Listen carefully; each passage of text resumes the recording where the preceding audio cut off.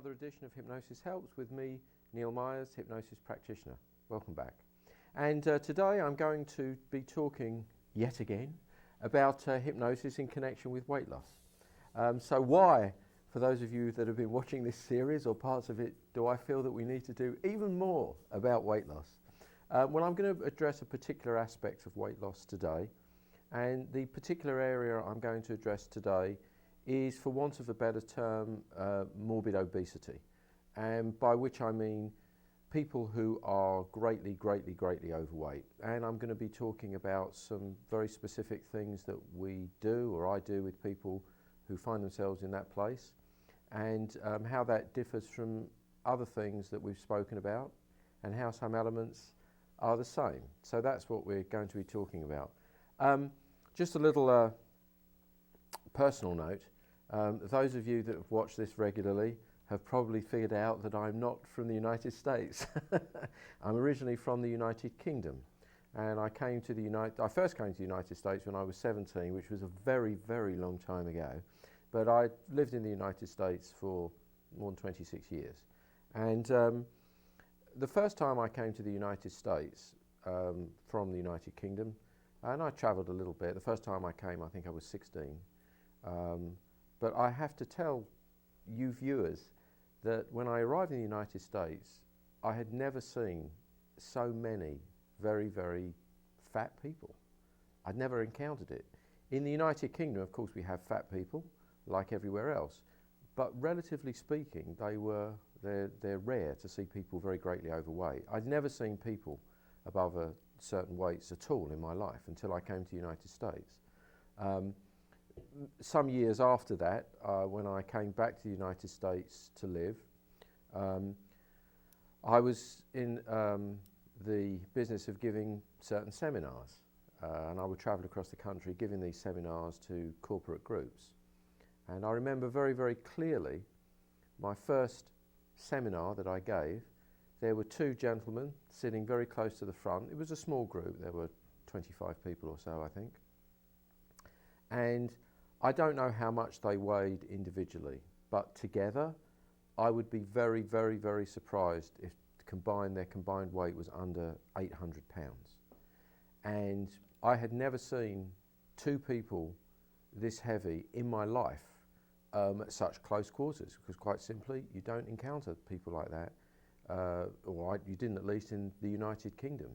Very rare. And there they were, two working gentlemen attending my seminar.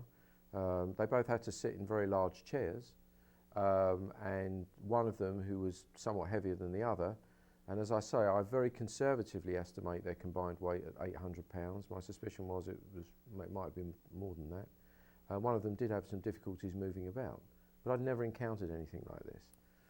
And so I mention this because it's unfortunately the case that I think it's safe to say that probably the United States has a higher percentage of morbidly obese people than any other country in the world. There are many blessings of being in the United States when it comes to food. We have probably more abundance in food for most of us, although I recognise there are a percentage of people in the country that are starving or have very little food. But for most working Americans who are leading a normal life, there is an abundance of food and an abundance of choice. Sometimes it's been said of the United States that we, and I consider it we now because I've been here a long time, that we are amongst the most overfed and undernourished country in the world. And there is some truth in that. By contrast, I will also say that there are wonderful food choices available in the United States in most areas. When I first came to the United States more than 26 years ago, I was living in a part of rural Pennsylvania.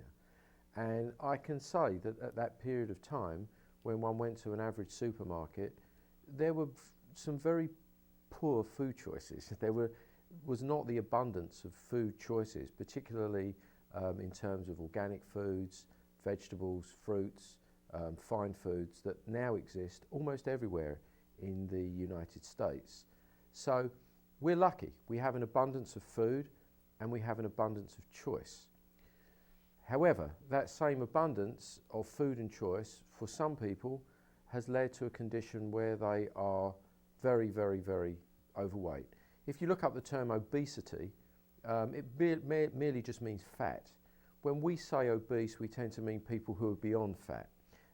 The body mass index, which is a measure that some people use and abide by, and is certainly a medically acknowledged measure, uses certain factors for obesity in relation to height. As those of you who have watched me before know, I'm not a huge fan of the body mass index. One of the things that the body mass index does not measure is fat in relation to muscle. It just basically says if you're such and such a height and you're male or female and such a weight, you're either overweight at somewhere between optimal weight or underweight. That's all it really says. And as I've mentioned on the show before, every athlete, according to the body mass index, every one of our football players, basketball players, probably baseball players and many others, is obese according to that body mass index, because it doesn't really account for dense muscle. It's a measure. So it's just a guideline. But when we talk about morbidly obese, I'm talking about people carrying extraordinary amounts of excess fat. I'm talking about some of the men and women that I see in my office. Some women I see are 5 foot, 5'1", 280 pounds and more. These people have a serious problem. It's not the same as being 10 pounds overweight, 15 pounds overweight. We're talking about people 70, 80, 90, 100 and more pounds overweight. And so this particular show is going to be talking a little bit about that. So that's the context of it. Now, one thing I'd like to do is I'd like to race to the end as to where we're going. Where's this all going? What's the point of dieting anyway? And should we be on a diet of whatever type for all of our lives? Well, there are some people who believe that a diet, which really means a way of eating, is something that we should be adopting for all of our lives. And when we say a diet, we usually mean some form of caloric food restriction so as to move from a state of carrying too much unhealthy fat to a healthier state. That's what we conventionally mean. And so the question arises, should we be on a diet of that type, or any type, all of our lives? And it's my strong belief and contention, and I'm not the only one that believes it, there's a strong body of medical evidence, psychological evidence saying the same thing, is that we really shouldn't be on diets for the rest of our lives.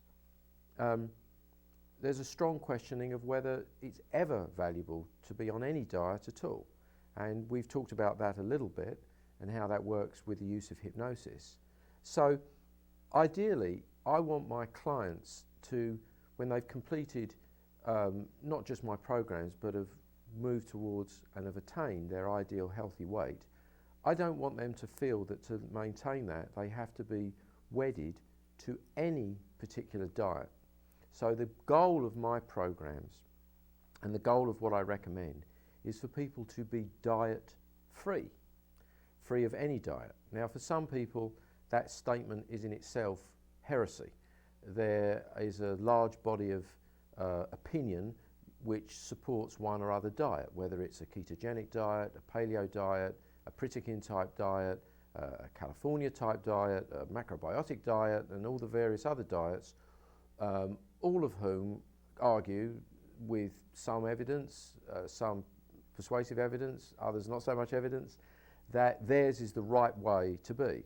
There was even a diet some years ago that I haven't seen so much, which was used as characterized by a phrase, eat right for your type. And it talked about different genetic markers, different blood types, and different ancestral histories that govern how we respond to food, how our body processes food. And so it made the point that there wasn't one diet for all, that depending upon your genetics, your blood type, where you came from, ancestrally, and all of these factors governed foods that were better for you or foods that were worse for you. I myself, at different times in my life, just in the interests of openness, have experimented when I was much, much younger with different diets. For a period of years I was a vegetarian. For a period of years I ate a diet with no cooked food. And I personally found that these diets didn't really agree with me. I didn't enjoy them, I didn't feel healthy on them, I didn't feel energetic. They weren't diets for me. Now, for those of you out there who are vegetarians or vegans, and we can argue the merits of that, or even who eat an entirely raw diet, some of you might find that that's beneficial, some of you might enjoy that diet, that's fine. But my general point is that I don't want any of my clients to be wedded to any particular diet except if they have very, very particular conditions. For example, those suffering from type 1 diabetes and type 2 diabetes, adult onset diabetes, of course have to be on specific diets because their blood sugar levels have to be controlled. That's different. There are one of my clients at the present time is having dialysis. She has to because she really needs to have a kidney transplant, and hopefully will have a kidney transplant sometime relatively shortly. But while she's on that, she has to be on a special, I think it's termed a renal diet. And of course these are very specific things, and hypnosis can be of benefit here because these diets are very often difficult to stick to, and even with powerful medical reasons to do so for people. And so hypnosis can help support and underlie the emotions that are necessary to maintain a diet of that type. There may be other reasons why people do need to diet. Some people need to diet because they're going to have a medical procedure. They need to lose weight very fast. And again, one could argue the merits of particular diets, but it's certainly the case that if you need to lose weight very quickly for a specific medical reason, like an upcoming surgical procedure, then you may need to follow a diet for a period of time. I've mentioned, when I mentioned the 7 steps, the 7 elements of the pathway towards an ideal healthy weight on previous shows, that temporarily a diet may have benefit. I spoke with a doctor on the show where she talked about a combination kind of keto-paleo diet which can have benefit as a short-term boost. We've talked about intermittent fasting as a diet where people take in 500 to 600 calories, say 2 days in a week, but eat pretty normally the rest of the time. These can have certain benefits long-term, short-term, long-term, medium-term. But it's still my contention that all of these measures should be on a short-term basis. That the question that people who diet frequently don't ask is, what happens when I arrive at my ideal healthy weight? Unfortunately, emotionally, many people find that they arrive at their ideal healthy weight through diet and exercise, and very often, if they've been using diet primarily as a means of getting to their ideal healthy weight, which usually involves restriction, forcing themselves not to eat certain things, often a great deal of willpower, deprivation, and everything that goes with it, a strange psychological and emotional effect can frequently happen, which is this: as they arrive at their ideal healthy weight, and then they say, and this is it, this is all I've got, this is what's happened, this is what all the sacrifice, all the deprivation is there for. Do I want this? And they can actually become, and I've had this with people that have approached me, mildly depressed because they realise that all the deprivation that they've gone through just isn't worth it. The candle isn't, the light isn't worth the candle, as they say in the UK, an old saying. And that's not where we want to be, and not where we want our clients to get to. And then, of course, what tends to happen is that they very often abandon a diet, or they'll start to go into a cycle of binging on food, and they're often back where they were. Now, I mentioned on the last show the person who you've heard me mention many times, the hypnosis practitioner Dave Ellman, who comments on the fact back in the 1950s that people that he saw, a hypnotic diet frequently helped them short term, but a year or a year and a half later, they were often back in his office with the doctor who prescribed a diet and or medication plus the hypnosis at the weight they were, or more than the weight they were. And so it was been said that hypnosis didn't work, or perhaps diets don't work. I'm just having a quick cup of coffee. This is on the diet. But as he pointed out, it wasn't the hypnosis or even the diet that was the problem. And as we talked about on the last episode, the problem is emotions underneath that's driving that need to consume food. Frequently those emotions are to do with security. Sometimes the need for security, and that security is connected with weight, that one needs to be a particular weight to feel secure. So all these factors together are important in a weight management, a weight loss plan. And I'm going to say that when it comes to people who are morbidly obese, greatly overweight, 80, 90, 100, 150 pounds, 200 pounds beyond the weight they should be and more, then it is, in my opinion, and I'm going to state this boldly, foolish not to look at emotional aspects of what's happening in a person's life. It's not just about diet, it's not just about food, it's not just about attitudes towards food in the simplest ways. There's more going on there. One doesn't wake up and suddenly find oneself weighing 400 pounds, 350 pounds, 500 pounds. It doesn't happen like that. It happens, as of course, over time. And so over time there have been emotional factors. And so when somebody comes and asks me about hypnosis and weight loss, who I consider to be morbidly obese, very, very, very heavy, I'm more or less insistent that we address and talk about the emotional connection that they have or don't have to food. And again, of course, that's nothing particularly new. I'm not the first person ever to say that, and many, many people in the doctors who specialise in obesity agree. But the problem is then, how do they address it? What do they do? Most frequently, people who are very, very heavily overweight do not know exactly why, what emotions are leading to them consuming food in such quantities, putting on weight in an enormous way. They don't really know. They have no idea. And it can be quite desperate for such people and quite frankly sad, because very often they feel guilty about their behaviour, they feel guilty about their weight, they feel ashamed of themselves, but they don't know how to tackle the problem at all. And this is an area, firstly, where hypnosis can be of great, great, great benefit. Because in my practice at least, when people come to me at that sort of weight, then one of the things we use is the process that you've heard me talk about before, which is regression. And by regression, we simply mean going back in a hypnotic state as to where it all started. Because it's my contention and my belief, based upon not just my work and my cases, but the cases and the work of many, many other people in the hypnotic field over the years, that at some point they start a dysfunctional relationship with food.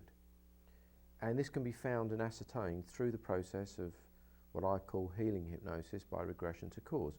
We are healing the cause that is causing them to damage themselves and make themselves unhappy by overeating. And so the first port of call is to address that element of it from my perspective. Now, why is it important to look at this for very, very heavily overweight people first? Why not, it might be argued, just put them on some very restricted diet of some type? Why not do that? Surely that's the key problem, and then deal with the emotions afterwards. Well, I say that I believe that that's putting the cart before the horse. It's the wrong way round. Why?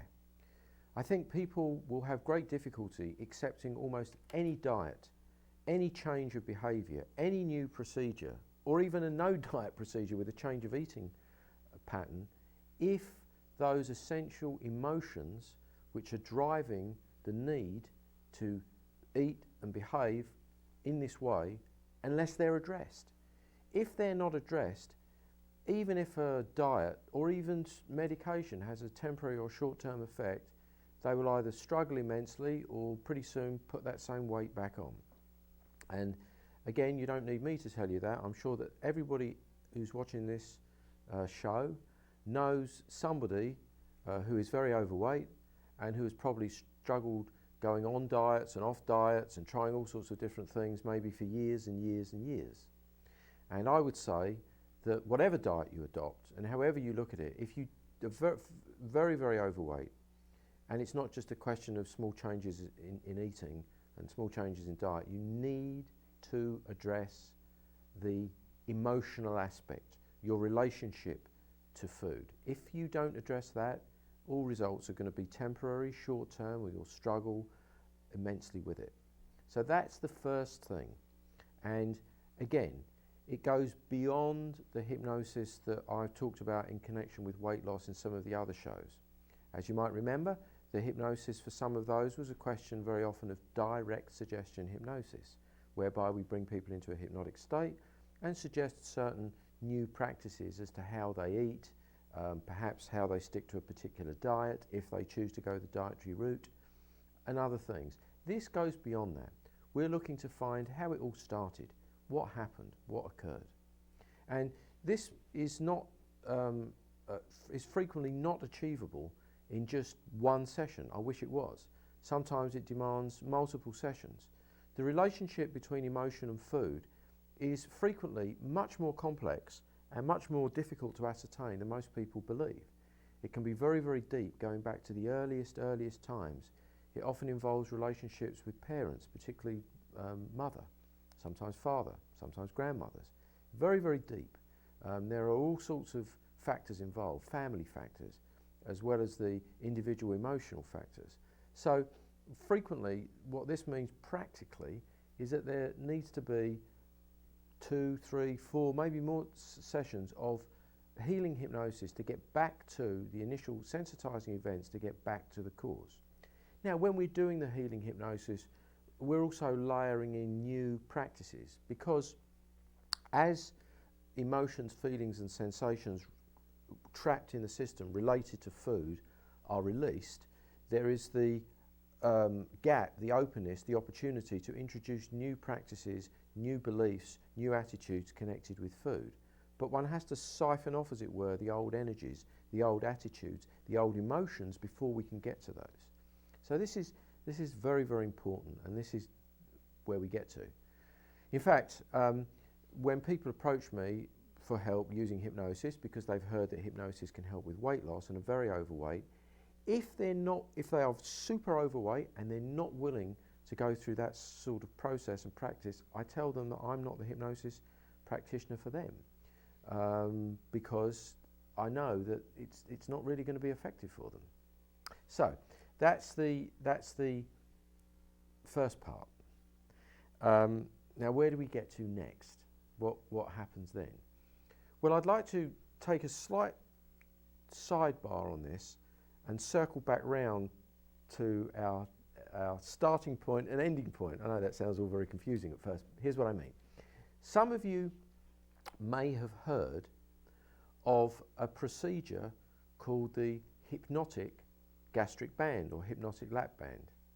Now, many of you know that people, sometimes some famous people, I believe the broadcaster and weatherman Al Roker had, I can't remember if he had gastric band or lap band surgery, but the essential idea is the same. For people who are very overweight and may have been struggling with their weight for years, decades possibly, it's recommended by some medical professionals who specialise in obesity that they have lap band or gastric band surgery. There are technical differences between the two, which is not necessary for us to go into here on this show, and I'm not the person best qualified to talk about it anyway. But essentially, the idea is that the size of the stomach is restricted so much that it can actually hold very, very little food at one time. And so therefore, one is almost forced to be on a diet because one feels one just can't eat so much food. Now, this is very interesting because for some people this is a very successful procedure. I am told medically that both gastric band and lap band surgery are much safer than they used to be many years ago, and that the procedures are generally much safer. But still, if one opts to do that, it's pretty drastic because one is opting for major medical procedure. And so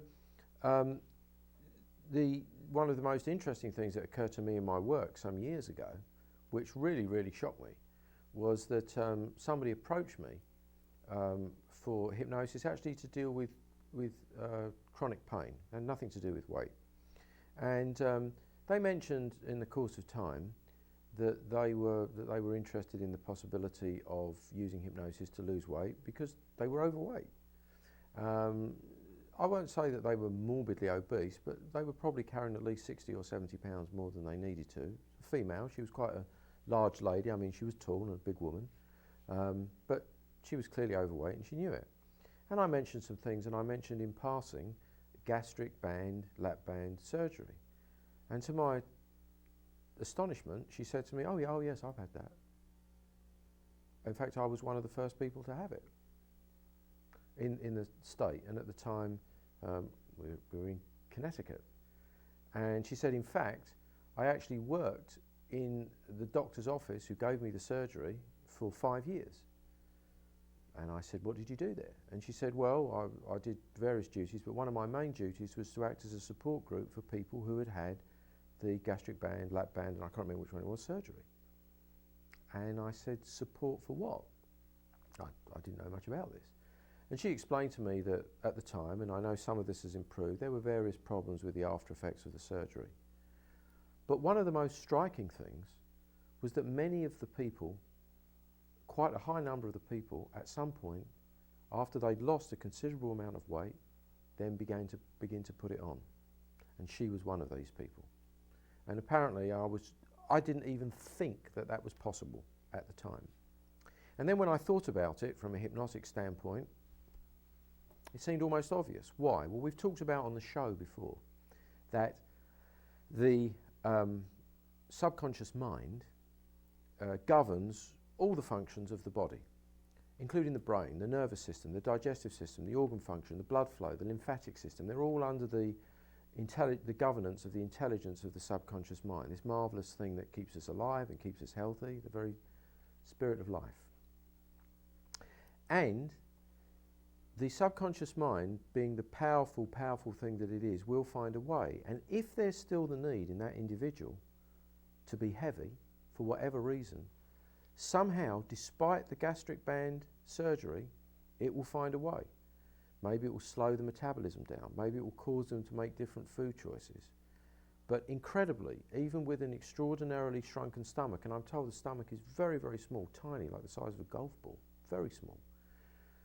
These people who had had this surgery, not all of them, but a good percentage of them, would find a way, or subconsciously find a way, against their conscious will, to put on weight again.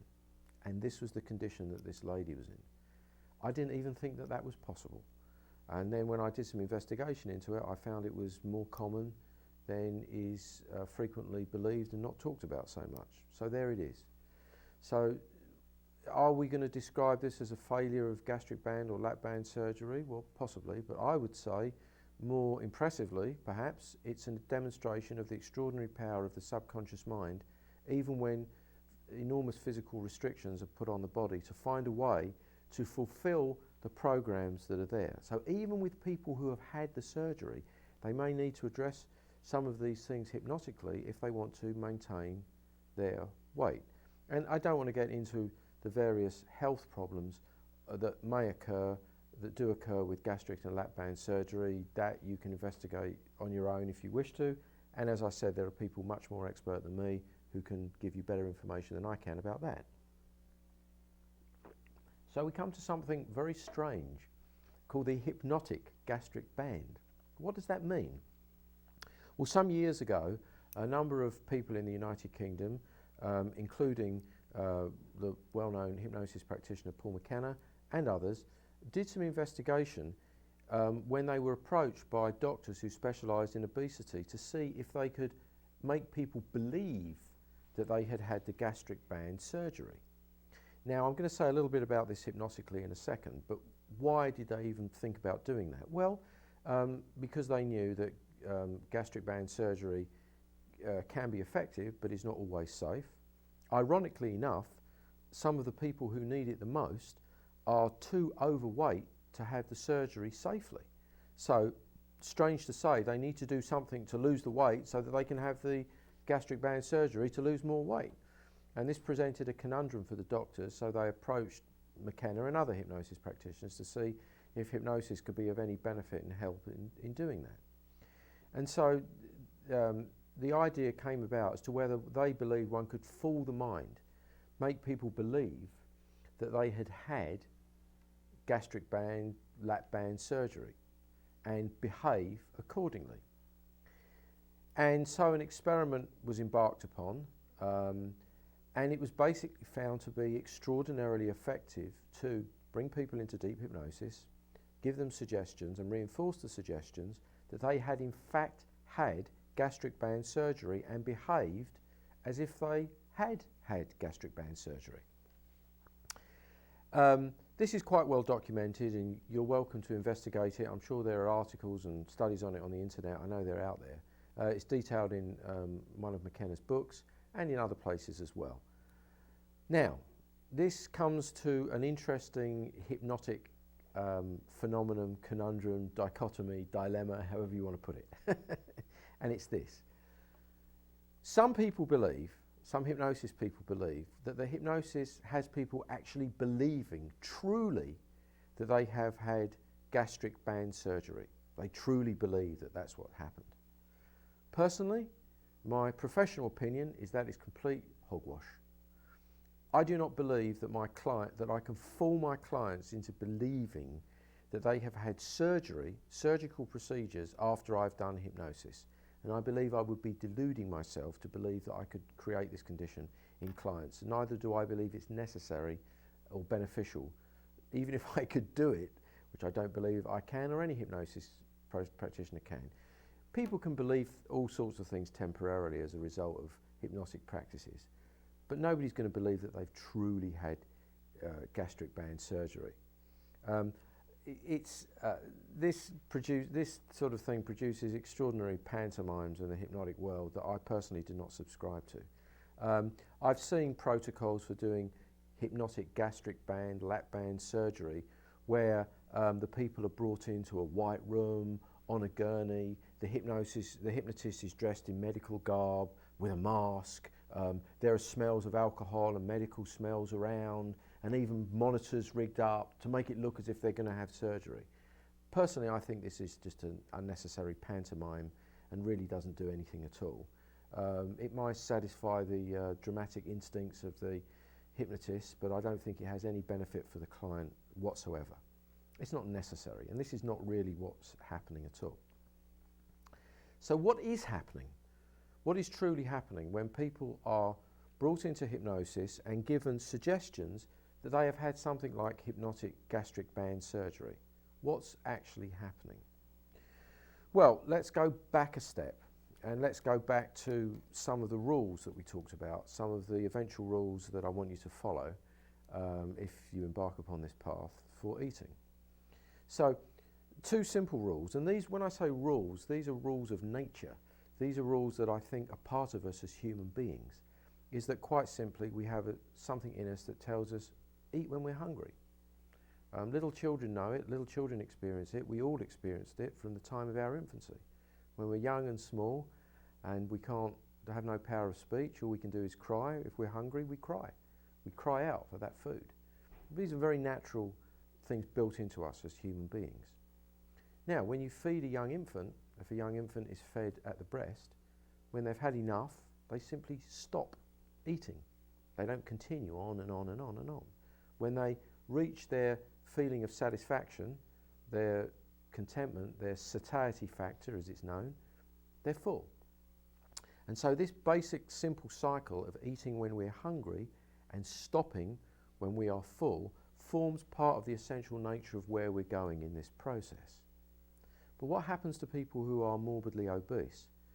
Well, it seems that this sense of satisfaction, this sense of satiety is curtailed, is cut off.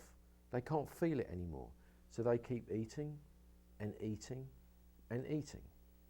Now, one of the reasons that it can sometimes be curtailed, and this comes back to what I said earlier about the emotional aspect of it, is that they sometimes feel an emptiness inside them, emotionally, mentally, that they look to fill with food.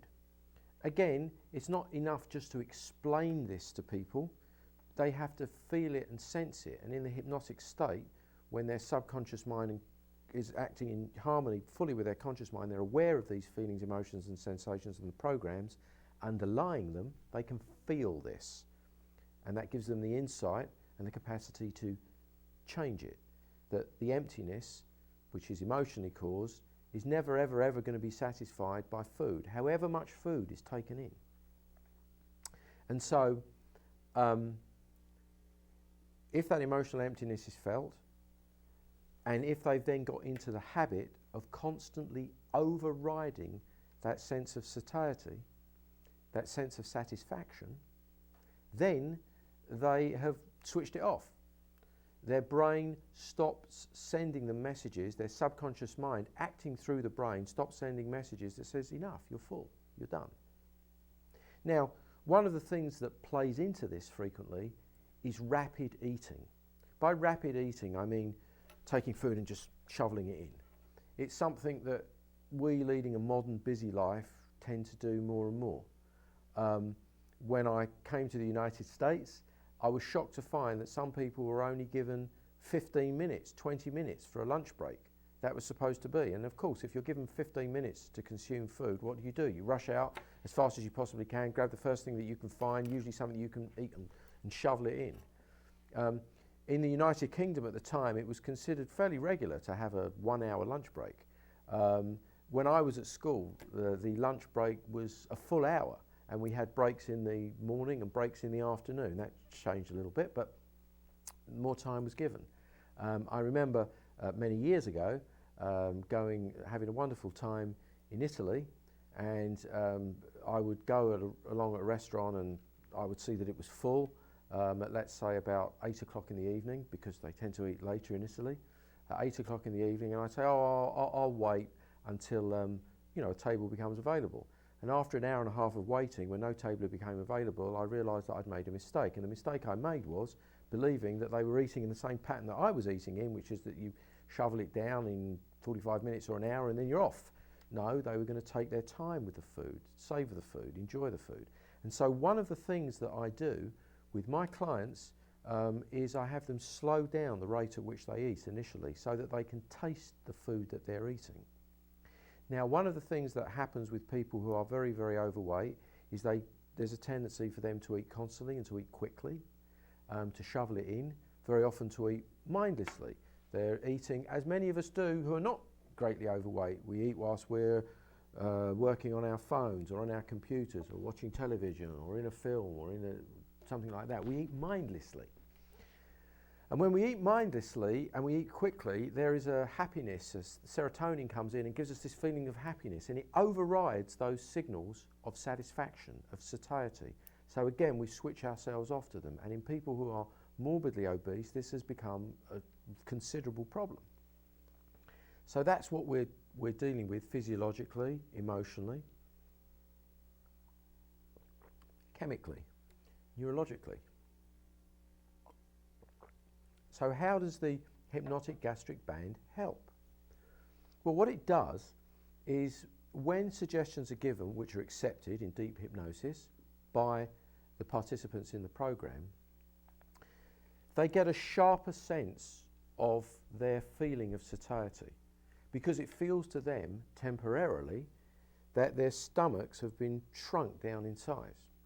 And what that means is that they are effectively resetting their brain, mind, body mechanism, re-establishing that sense of satisfaction and satiety without the use of physical surgery, without the need for it.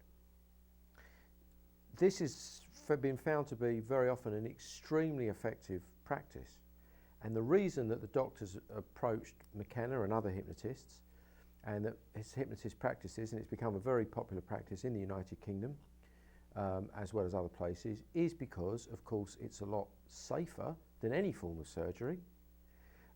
It's entirely flexible. When you have a hypnotic gastric band, you can expand it and contract it as much as you want over time.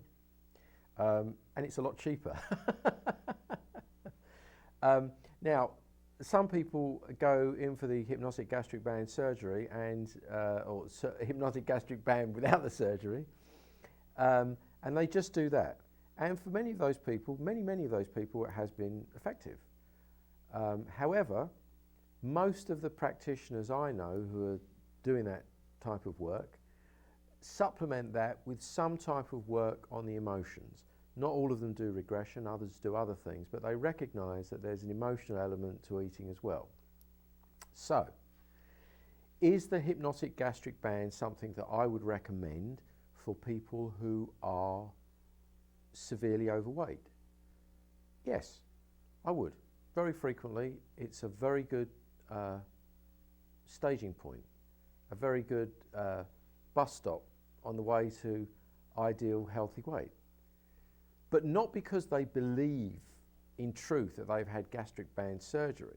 I mean, in the fullest sense. They behave as if they've had gastric band surgery, and as they behave that way, they reinforce, they re-establish in their minds, in their bodies, their brain-body mechanism re-establishes that natural sense of satiety and satisfaction.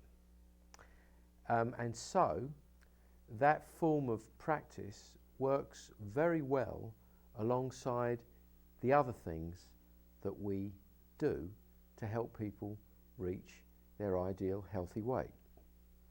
Again, it's not something that always has to be done. It's not something that people always want to do, but it can be a very, very useful tool for those who are morbidly obese. Is it useful for people who are less than that, who are 10, 20, 30 pounds overweight? Can you use it? Well, you can. But in my mind, and although some hypnosis practitioners use it and recommend it, for me it's a little bit like using a sledgehammer to crack a nut. I think it's a little bit overkill. What I prefer to do is give people a twofold choice. They can either, for a short period of time, if they choose to and if they want to, adopt some form of diet that seems to be valuable and useful to them. As I mentioned, an intermittent fasting diet, perhaps a paleo ketogenic diet, something, if that's a path that they want to go. Why? Because sometimes on some of those diets people experience a rapid weight loss, and they need that rapid weight loss really to boost their confidence and their belief in the process as a whole, and most importantly in their ability to move towards their ideal healthy weight. However, a good portion of my clients choose to do something a little bit differently. What they choose to do is allow me to work with them to deal with the emotional basis behind their eating. And having dealt with the emotional basis behind their eating, then to do two very important things.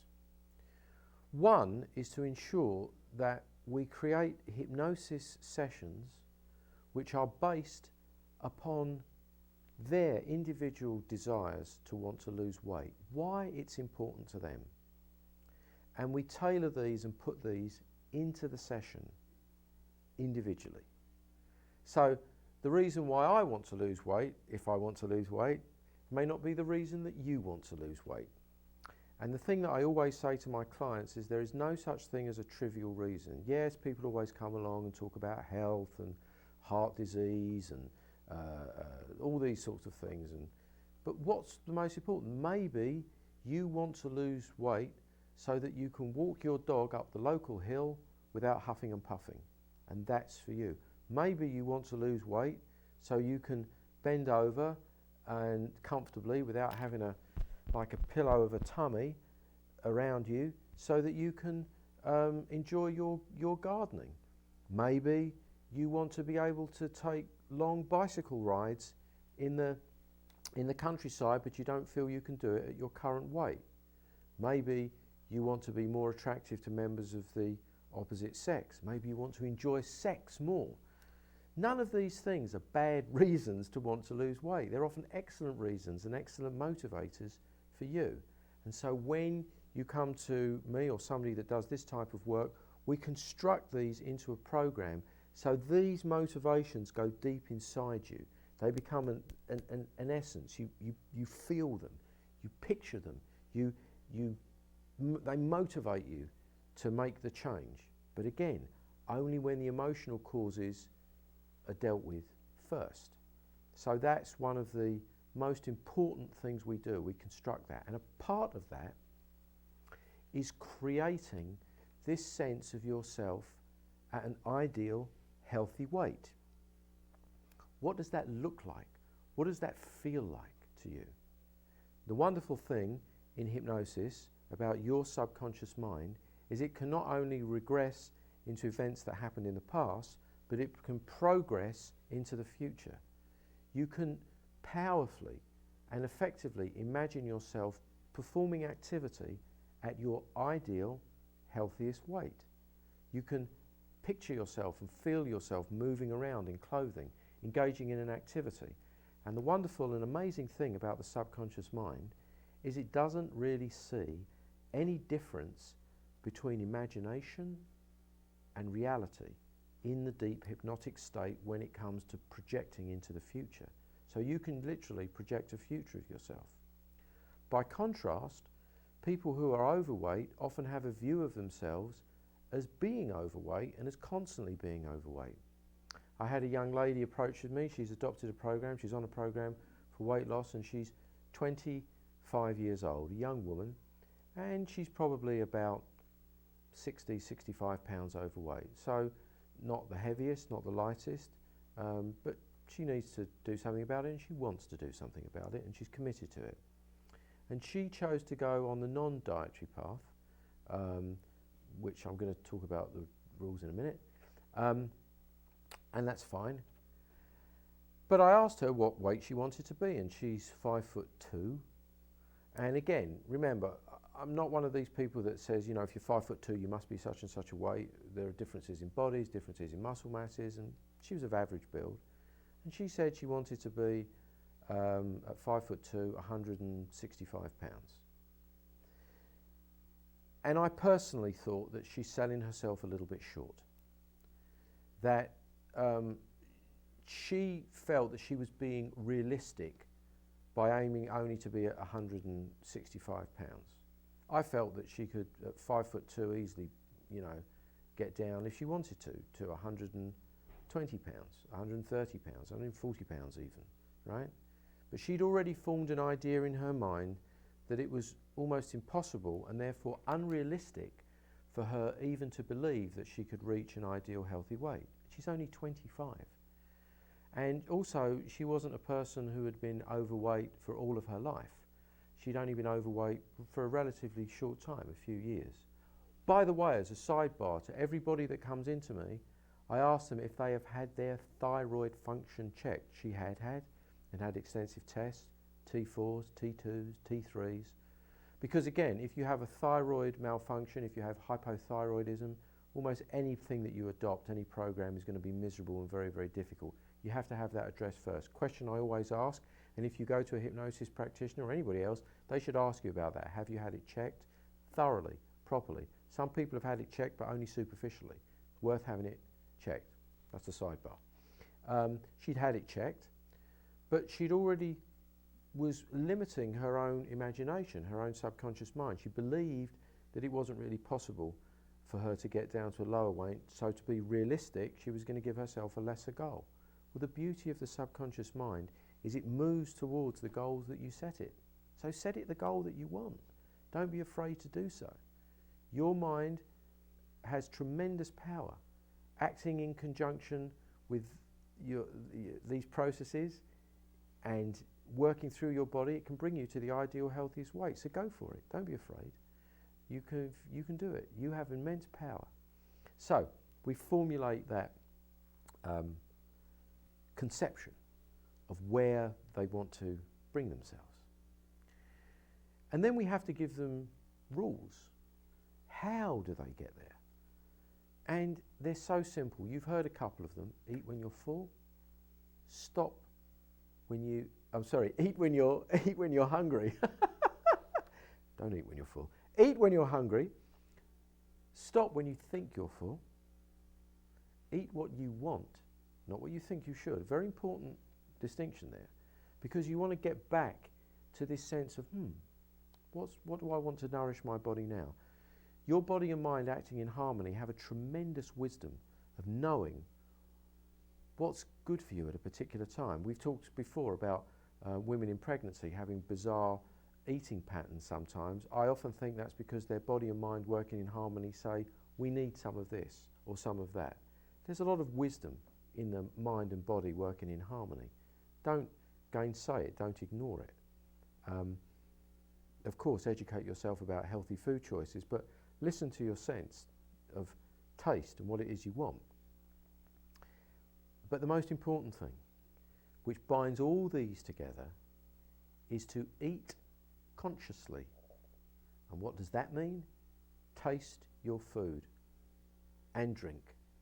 So if I have this cup of coffee or any drink, I taste it.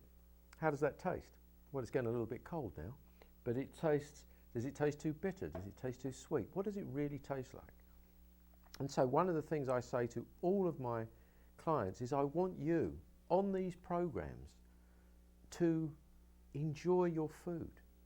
Because if you're not enjoying your food, if you're not finding satisfaction in what you eat, you won't be able to know at the point when you are satisfied. So food should be enjoyable to you. It should be pleasurable to you. And for it to be pleasurable, you have to engage your sense of taste. And to engage your sense of taste, it means you need to focus on eating your food. Not in a miserable way, but instead of eating food in front of the television, instead of eating food whilst tapping out on your iPad or phone or whatever it might be, taste your food, eat your food. Very often one of the things I have people do is if they're eating with a knife and fork, when they put a mouthful of food in their mouth, they put their eating utensils down and chew and taste it. If they're eating with a sandwich and holding it in their hand, take a bite of the sandwich, put it down, chew the food. Now this will mean that you'll probably eat more slowly. Very often I ask people to eat at maybe half the pace, a quarter of the pace sometimes they're used to eating at. Sometimes people get a little impatient with me. But it will give you a higher chance of getting in touch with your sense of satiety, of satisfaction. And for my clients, I also supply them with a chart so that you can measure or have a sense of how full you are. Are you so full that you're bloated and feeling nauseous? You don't want to be there. Are you so hungry that you're ravenous that you almost feel faint? You don't want to be there, right? I had a client recently who lost all sense of when she was hungry. She'd lost that end of the spectrum. She couldn't find it anymore. So we have to re-establish that sense of it. And so what you are doing is fine-tuning that process. And as you fine-tune that process, even if you start off with a hypnotic gastric band, even if you start off morbidly obese, as you're losing weight, moving to your ideal healthy weight, a perfect weight for you, you're fine-tuning that process. You're still enjoying your food. And so, when you reach your ideal healthy weight, there's nothing to change. You've already adopted the healthful, necessary practices needed to maintain it. You have fine-tuned your system. You've returned to that state which you were born with, eating when you were hungry, stopping when you were full, eating what you want, not what you think you should, and tasting things. Now, of course, I have a few other little rules which I encourage people. You need to have good sleep. That really helps. Some people have problems with sleep. Drink plenty of water. I like people to eat real foods, not artificial food artifacts, real foods. I want you to enjoy your food, not to punish yourself with food. I want to separate food from emotions. Emotions can be dealt with in one way. Food should be enjoyed as food and nourishment for what it is.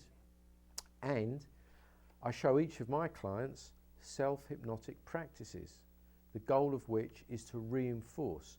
A lot of programs, because they're big commercial programs in large groups that have you sitting in a group, give you CDs with canned presentations about weight loss.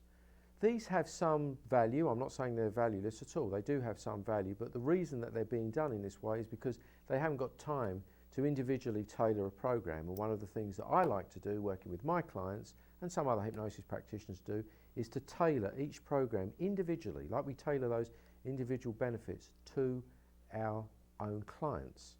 And similarly, and along that line, we show our clients how to do powerful self-hypnotic processes which reinforce the practices that we're encouraging in our clients. Some of those practices, of course, include things that I've spoken about in other programs. Healthy exercise, which should be a part of everybody's lifestyle, whether you need to lose weight, maintain your weight, or just want to lead a happy, healthy life. And that's the goal of all of it. The goal of all of it is not even just to lose weight, it's to lead a happy life, a healthy life, a long life, free of the diseases and illnesses that come about as a result of carrying too much fat, unhealthy fat of the wrong type. That's what we're aiming to get to. Happiness, health, longevity, ease, and comfort of living. And we want to do it in as natural and positive and supportive a way as it's possible. And in achieving that, I know of no more powerful tool than hypnosis, because that tool is engaging the most powerful part of you, which is your subconscious mind.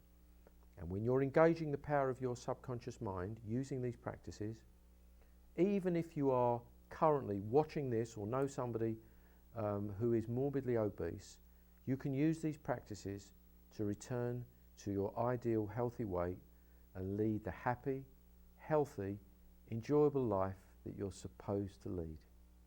And so that's my message for you. And I hope that some of you that want to do that will contact me or other hypnosis practitioners who work in this way to help you achieve those goals. So thank you very much for watching this edition of Hypnosis Helps. My name is Neil Myers. I appreciate you joining me, and I wish you a long, healthy life at your ideal healthy weight. Thanks for watching.